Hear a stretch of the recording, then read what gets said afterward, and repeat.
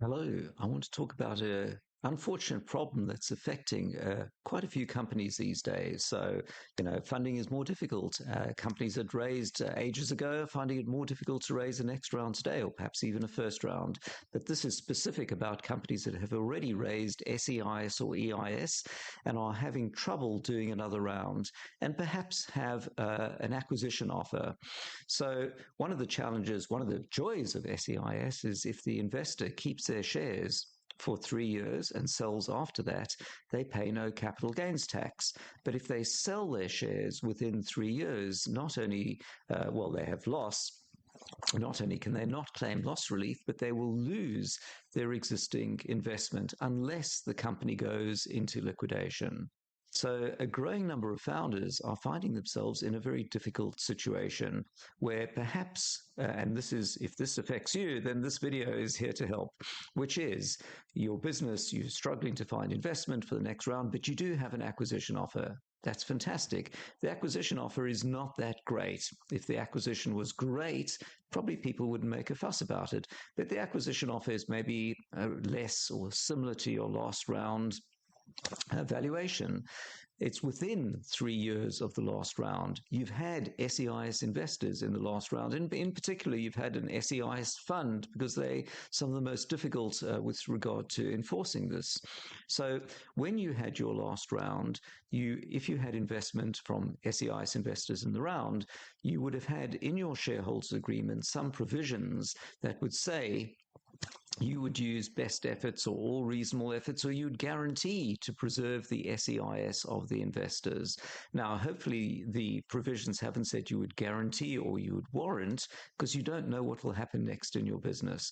But really, when you raise SEIS investment, the investors are looking for you to do everything you can to preserve their investment. But now, you can't find investment and you have a choice. Do you shut down the company or do you sell the company? And if you're fortunate enough to get an acquisition offer, great, you're now looking to sell the company. The investors are going to make a loss on their investment because you're selling at a lower valuation. And importantly, since it's within 3 years, they're also going to lose their SEIS. So you now write to all the investors and tell them, hey guys, I've got a exit opportunity for the company. It's within 3 years and you'll get this return on your investment, just letting you know. Now, your challenge is, in some cases, the investors have an investor consent right, and there's certainly a drag along right and so on. So it's possible, the question is, can the investors prevent you selling the company? And the answer we've seen in the case of a few startups is yes. Their investors have said, we would rather you go into liquidation so that we can claim our loss relief than that you sell the company. Now, this is unfortunately a perverse, unwanted outcome of SEIS, where and this is the key to everything, if the investor keeps their shares for 3 years, they preserve their SEIS and they can claim loss relief later. But if they sell their shares within the 3 years, not only can they not get loss relief, but they will lose and have to repay their existing tax deduction, which of course is unwanted. It's essentially like it was never an SEIS or EIS investment in the first place. So you now have the perverse situation where the investor it would be beneficial for the SEIS investor that your company went into administration or was wound up, same thing essentially, rather than that you sell it. But of course, for you as the founder, selling it means that you're getting something. Certainly, you might have an earnout. Your team are, going to be still employed rather than unemployed. And maybe you're going to make something out of it. Maybe you sell the company for £2 million.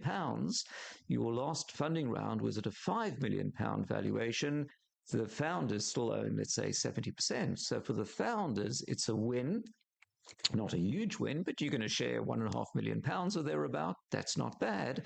For the investors, they've lost their SEIS and they're getting a return on investment that is less than their investment amount, so they are not happy. So the question is there anything you can do in this situation? Well, the first thing is from what we can see, there is no way that the investor can preserve their SEIS or EIS if they sell their shares within 3 years. This includes a share-for-share sale in the new company, and other than in a very small number of situations where your cap table is mirrored in the new company, but this wouldn't normally be the case for an acquirer, and if they sell for cash as well.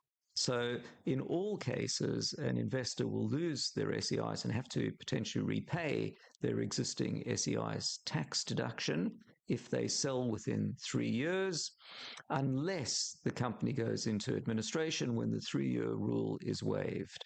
So, be aware that if you have SEIS or EIS investors, you are still within 3 years of their investment. They may try to prevent you from selling the company because they'll lose their SEI. So the question then is, can they actually prevent you selling the company? And is there any other thing that you can do? Well, the consent rights, you're going to look in your shareholders agreement and you're going to look at the investor consent rights.